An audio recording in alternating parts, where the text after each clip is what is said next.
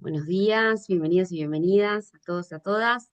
Hoy nos va a compartir su charla sobre el monitoreo de SARS-CoV-2 en aguas residuales en México, la prueba de concepto como alternativa a la clínica, el doctor Rodrigo García López, investigador asociado del Departamento de Microbiología Molecular del Instituto de Biotecnología de la Universidad Nacional Autónoma de México.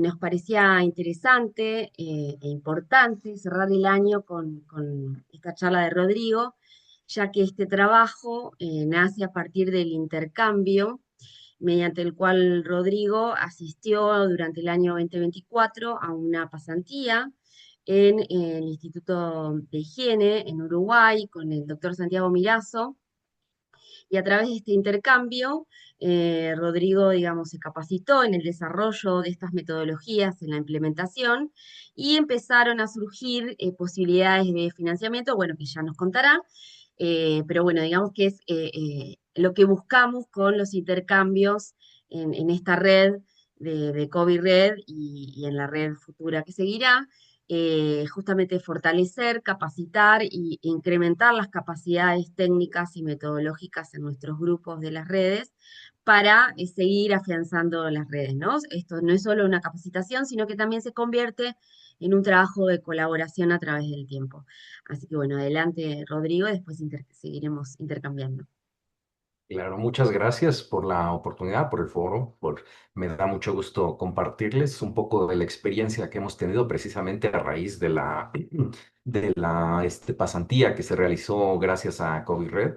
Y bueno, como ya me presentaron, voy a pasar un poco mente directa al tema. Ay, se ve como... Bueno, brevemente sobre mí, yo soy mexicano, estudié ciencias genómicas, que está un poco más enfocado a la parte bioinformática. Sin embargo, también me meto al laboratorio. Lo único es que, pues sí, mi expertise es más bien de análisis de datos, estadística y sobre todo me he cargado mucho de ecología, ya que durante mi posgrado, que lo hice en España, hice maestría y doctorado en la Universidad de Valencia. Estuve trabajando en metagenómica y virómica, sobre todo, en distintas patologías asociadas humanas. Ya para mi regreso a México, en 2018, comencé ya en el Instituto de Biotecnología con un primer postdoc. Primero con el doctor Adrián Ochoa, estudiando microbiota de camarón. Se nos quedó un poco trunca esa parte porque íbamos a pasar a viroma, pero cayó la pandemia. Y lo que sí comenzamos fue la parte de al viroma de obesidad infantil, porque aquí, como saben, en México somos uno de los países que tienen más afectaciones por esto. Sin embargo, también la pandemia, pese a lo malo, también me dio la oportunidad de comenzar a trabajar en epidemiología de SARS-CoV-2, porque precisamente los datos que los hicieron públicos los estuve analizando de manera voluntaria, con lo cual mi segundo postdoc lo realicé también en el Instituto de Biotecnología, pero ya con el virólogo Carlos Arias, que fue en ese entonces el director del Consorcio Mexicano de Vigilancia Genómica, a través del cual se estudiaron cerca del 40% de los genomas se produjeron aquí, se secuenciaron de SARS-CoV-2 durante la pandemia, los 3 primeros años. Esto, pues, me dio, la oportunidad de seguir expandiendo esta parte. Juntamos epidemiología y genómica y precisamente de ahí nace la pasantía que realicé en 2024 con el doctor Santiago Mirazo de la Universidad de la República de Uruguay en Montevideo, precisamente porque ya nos interesaba el tema del monitoreo de virus en aguas residuales. Ya a partir de 2025, precisamente arranca este proyecto como tal. Yo estoy como investigador asociado actualmente, tengo un grupo propio, aquí están los estudiantes, seguimos con el apoyo de mi grupo, del grupo Arias López y de Covigen, por supuesto, y realizamos una primera prueba de concepto, que es un poco lo que les voy a traer el día de hoy. He estado buscando financiamiento, pedimos un proyecto de la UNAM, el cual se concedió, que fue con lo que logramos echar a andar todo esto en 2024. Y actualmente nos favorecieron con otro proyecto un poco más grande de lo que sería el equivalente del Ministerio de Ciencia e Innovación aquí de México, para una Solo convocatoria, sí, una coincidiste convocatoria de ahí ciencias. y luego Pritita. No, Sí. Perdóname, Rodrigo, te muteé a vos. Desmuteate. Perdón. Ah, perdón. Sí, decía, también pedimos este año, en una convocatoria del Fondo México-Uruguay, un proyecto con el doctor Santiago, precisamente para dar continuidad a las colaboraciones, aunque no fuimos favorecidos, vamos a volver a intentar el próximo año. Y bueno, en cuanto a la pasantía, esta se realizó del 19 de octubre al 4 de noviembre en 2024. Eso fue en el Instituto de Higiene de la Facultad de Medicina de la Universidad de la República de Uruguay en Montevideo. El doctor Santiago, sobre todo, ya tenía experiencia previa durante la pandemia de monitorear a través de aguas residuales. Hay una planta que da servicio a la parte más grande de la ciudad vieja también de Montevideo, que está en Punta Carretas. Y ellos monitoreaban SARS-CoV-2 y hepatitis E, que fue un poco, me tocó toda la metodología, me involucré en experimentos de este tipo que no me había tocado. Yo había hecho cosas de viroma, pero no me había tocado tampoco amplificaciones dirigidas, técnicas de QPCR. Eso fue lo que básicamente fui a hacer.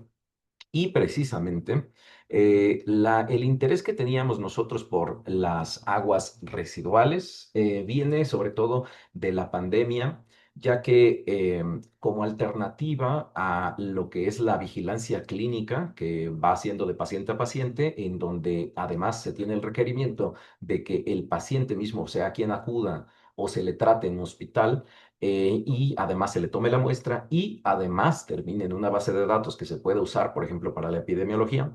Estos pasos son diferentes, es mucho más específico, puntual, pero lo que pretende como alternativa la vigilancia en aguas residuales es estudiar, pero a nivel poblacional. Aquí no necesitamos que los pacientes acudan a centros hospitalarios porque se puede hacer también, por ejemplo, en plantas de tratamiento de aguas y se estudia a nivel poblacional. No vamos a poder decir quién tiene qué cosa, pero sí se puede evaluar de forma general la salud de la población. O, bueno, más bien la presencia en este caso realmente es de los genomas virales que vienen precisamente de las heces de los individuos que terminan en el agua. Un buen punto de acopio donde se llegan todas las aguas de una población es una planta de tratamiento, por ejemplo. Y aproximadamente se pueden encontrar 10 a la 3, pues, bueno, detectar desde 10 a la 3 copias por mililitro. También esto da una sensibilidad de una en 5.000 personas aproximadamente y sigue siendo el gold standard la PCR cuantitativa en tiempo real. Ahora, el caso que nos atañe, el de México, yo, como les decía, venía haciendo cuestiones de epidemiología, a ver si esta cosa se deja. No. Bueno, lo que decía es, tuvimos un periodo de pandemia que básicamente abarcó de 2020 a 2023, realmente los años más fuertes, cuando hubieron más fallecimientos, lamentables todos, fueron a finales de 2020 y después ya se considera que salimos de la fase de emergencia, igual que la mayor parte de países del mundo, después de 2023. Este periodo pandémico, el promedio de casos por día llegó a ser casi los 6.000 casos por día. Y también tomar en cuenta que México es el 10º país más poblado del mundo, entonces también tiene que ver con la cantidad de personas que nos encontramos por acá. Aquí podemos ver las olas oficiales, las he marcado aquí con su máximo el día que fueron y su máximo, esto es en un promedio semanal, en un promedio, perdón, diario, que se mueve de una ventana de 7 días. Lo que tengo aquí es la primera, segunda, tercera, cuarta, que fue la ola en la que nos llegó Omicron y de ahí se fue en disminución. Lo que ya sería como la séptima ola ya no se consideró oficial y precisamente aquí fue cuando ya se considera el periodo pospandemia. En el periodo pospandemia tenemos cerca de 30 casos promedio por día. Entonces sí es una diferencia bastante mayor. Pero esto no solamente tiene que ver con que haya pues una remisión en los casos, sino también en la forma en la que se están vigilando. Y es que el protocolo actual que entró en vigor en septiembre de 2023, precisamente nace de lo que hizo, el movimiento que hizo la OMS al anunciar que se acababa la fase de emergencia de la pandemia. En ese entonces, pues como todos los países, no era viable tener un aparato de vigilancia tan fuerte como el que se tuvo durante la fase de emergencia, pues lógicamente hubo un desescalamiento. Y en nuestro caso llegó en octubre, más o menos ya cuando se nota más el cambio. Aquí pinto la misma línea, solamente que estoy mostrando cuáles son casos diagnosticados por PCR. Estos son todos casos confirmatorios y contra los de antígeno. Los de antígenos, estos en color naranja. Lo que vemos aquí es que a partir de la segunda ola, cuando empiezan a haber pruebas de antígeno en el país, prácticamente el 80% de las pruebas o más llegan a ser siempre de antígeno. Entonces, lo que termina pasando en septiembre de 2023, que voy a hacer un zoom a ese punto, es que aquí se ve septiembre-octubre, es que se dejan de recibir las pruebas de antígeno en los datos oficiales. Esto, pues, lógicamente responde a que ya no hay una coordinación para tomar en cuenta más que las pruebas más fiables, que son las de PCR, pero también se quitan las pruebas que venían de clínicas privadas, porque durante el periodo pandémico las clínicas estaban obligadas a contribuir también con los datos que iban sacando. Después de esto, pues pasamos entonces como de unas 6,000 muestras diarias a tener 35 en promedio. De todas formas, el gobierno pues ya no ha seguido llamando olas a los periodos de incrementos en la epidemiología, pero sí podemos seguir analizándolo a través de otros indicadores, en particular la positividad. Aquí pinto de nuevo en morado los casos positivos, nada más que aquí también incluyo los casos negativos. Y en este caso sacamos la positividad, que es el porcentaje dentro de todas las pruebas realizadas que resulta positivo. En este tipo de indicador, que es más robusto, podemos ver que están más o menos 2 olas por año. Toca en realidad invierno y verano. Y se cumplió eso incluso en el último año que fue considerado pandémico, aquí la sexta ola, seguido por esta, que es la de verano, luego invierno, verano y en 2025 ya tenemos el primer cambio, porque no tuvimos una ola de invierno, sino una ola de primavera.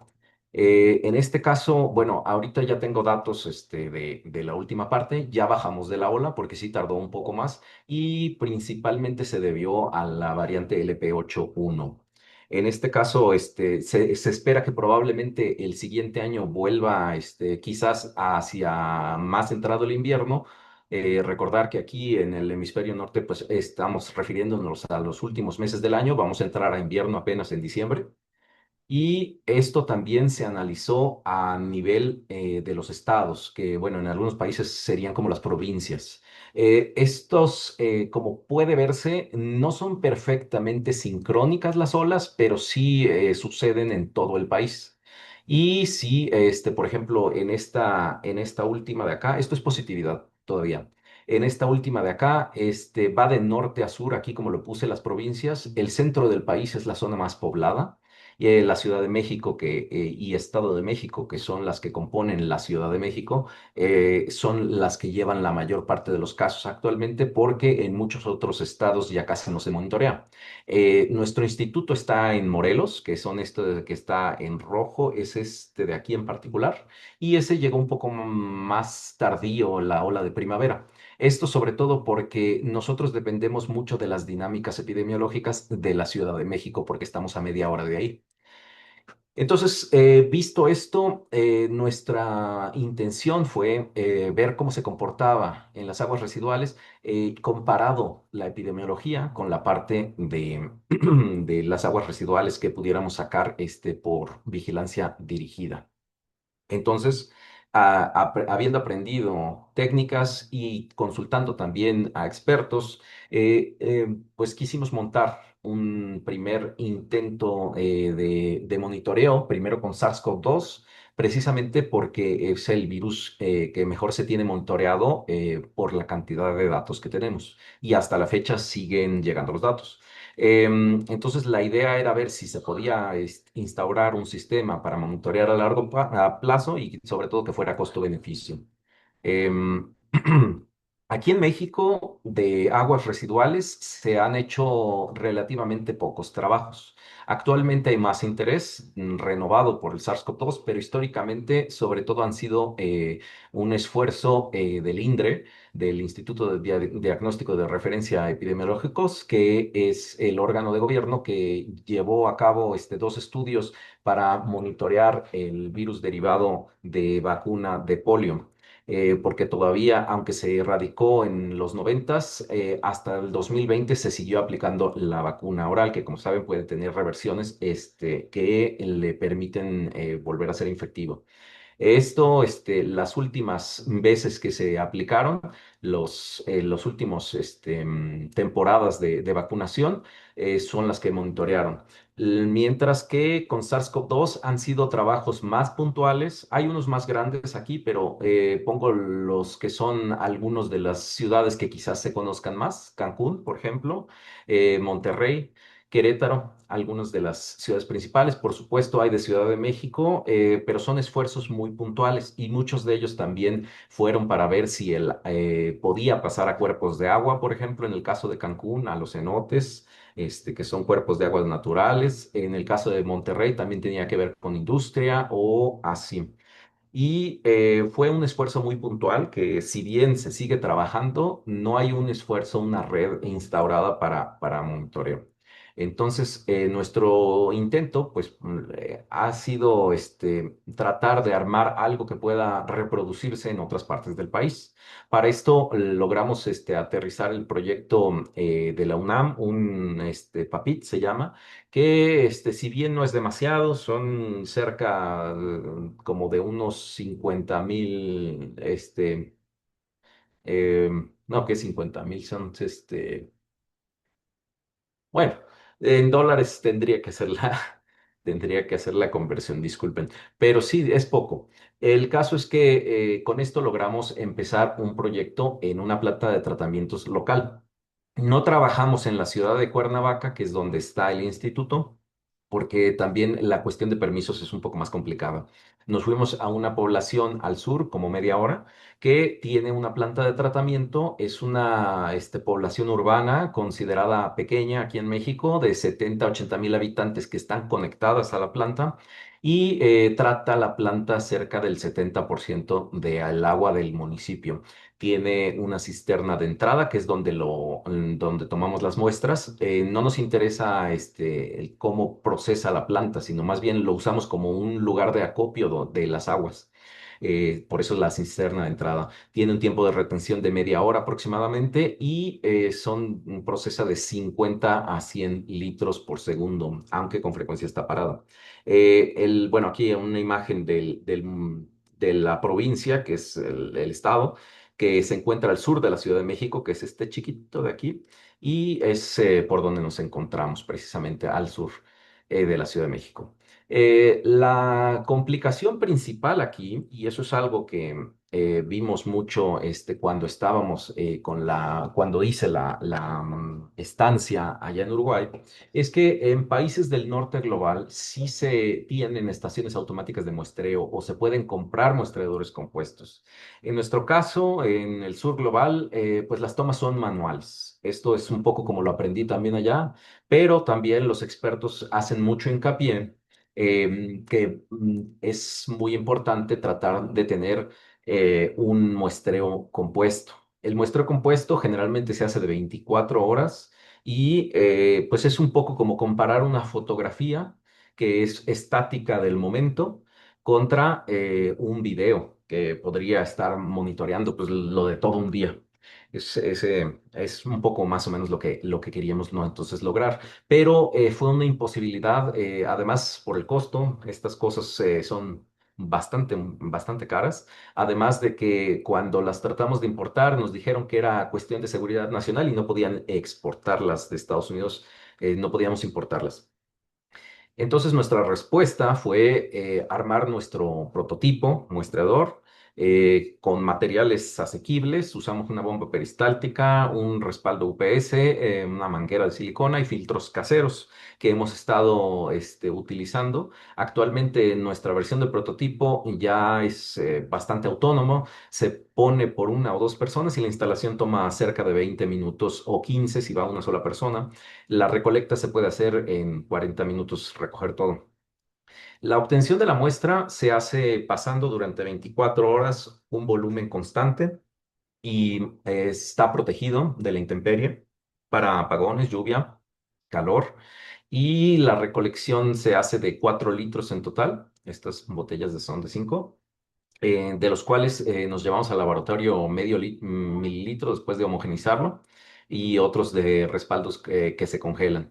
Esto se conserva una cadena de frío, tratamos de que sea de 6 a 8 grados. Y las recolectas ya van por más de las 20. Ahorita ya llevamos 24 porque estamos haciéndolo bisemanal. Hemos tenido por ahí algunas repeticiones por fallos, pero ha sido más bien porque ha bajado mucho el nivel del agua y no teníamos tanta manguera como para llegar a ella, ese tipo de cosas, pero han sido no tanto falla de nuestro equipo. Bueno, y aquí también están una foto de los estudiantes que son quienes nos acompañan a realizar el muestreo.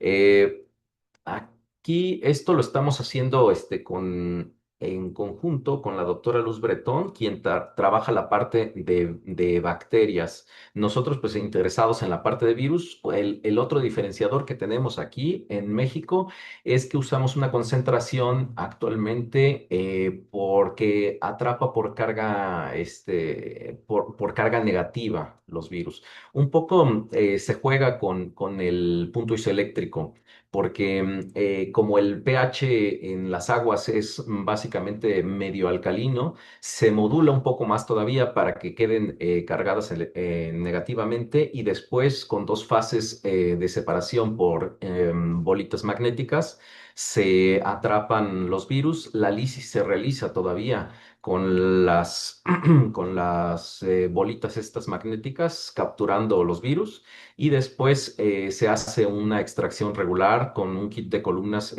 con una membrana de sílica regular. Este es un kit comercial.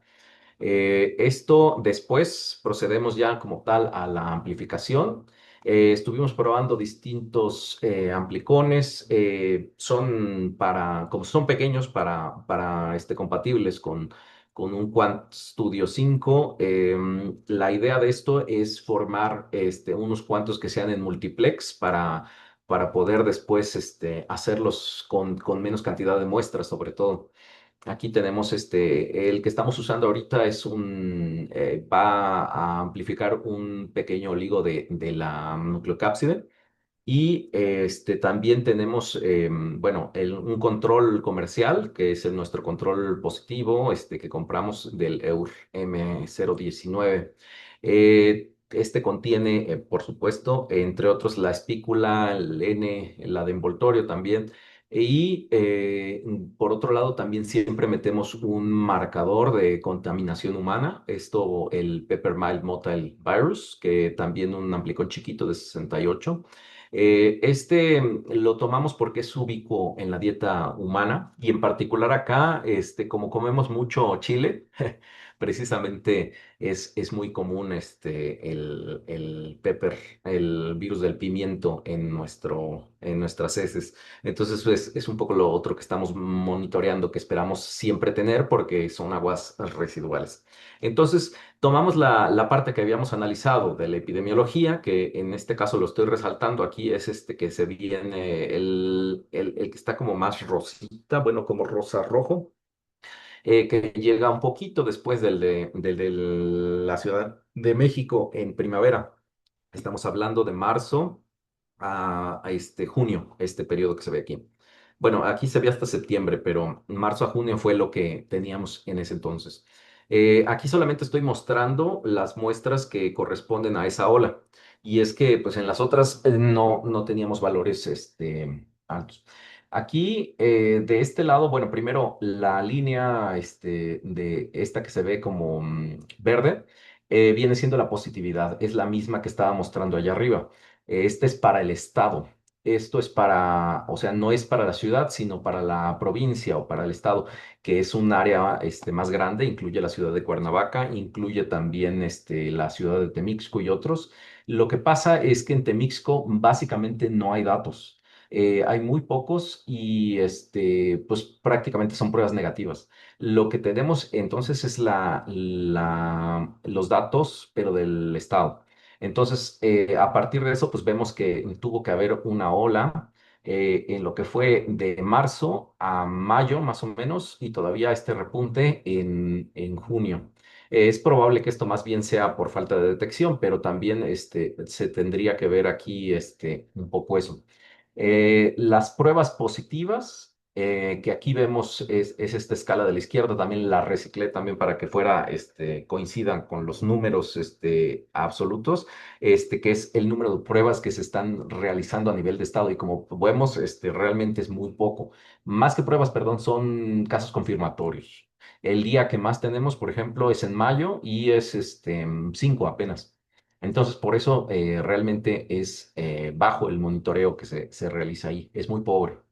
Lo que tenemos entonces es la comparación con los CTs. Aquí los ploté al revés, van de menor a mayor para un poco tratar de ver la tendencia en el mismo sentido.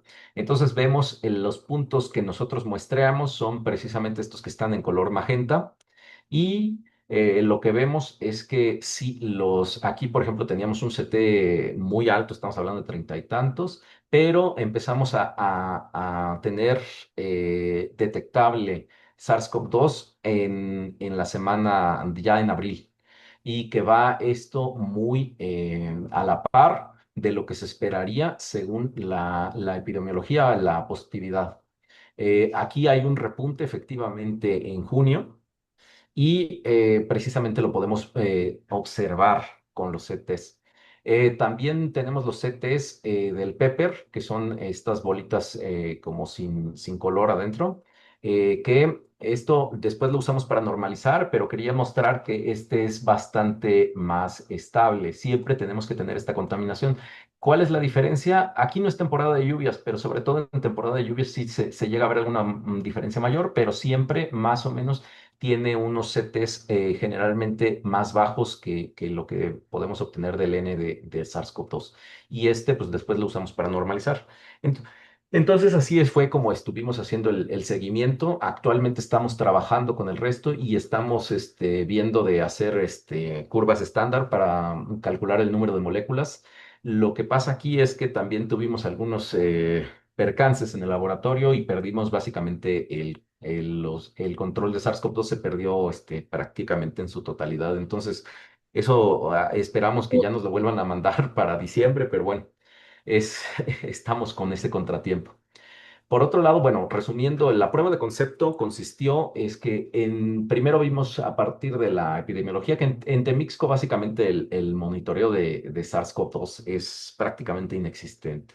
Los datos que tenemos son del estado de Morelos, que es un área geográfica más grande, y eso sí muestran en su positividad la ola de primavera. Entonces nos fue posible decir, gracias a esto, que sí hubo en Temixco, y al igual que en el estado de Morelos, una ola de primavera, cosa que pues de otra forma no hubiéramos podido ver. Entonces, actualmente estamos tratando de llevar esto de esta prueba de concepto la estamos expandiendo al resto del año. También estamos con este proyecto nuevo que nos concedieron. Vamos a tener 2 años más para seguir haciendo este tipo de estudio y nos vamos a mover a lo que es Ciudad de México. La otra cosa que no les pude traer aquí ya por cuestión de tiempo es que estamos estudiando por metagenómica también el viroma.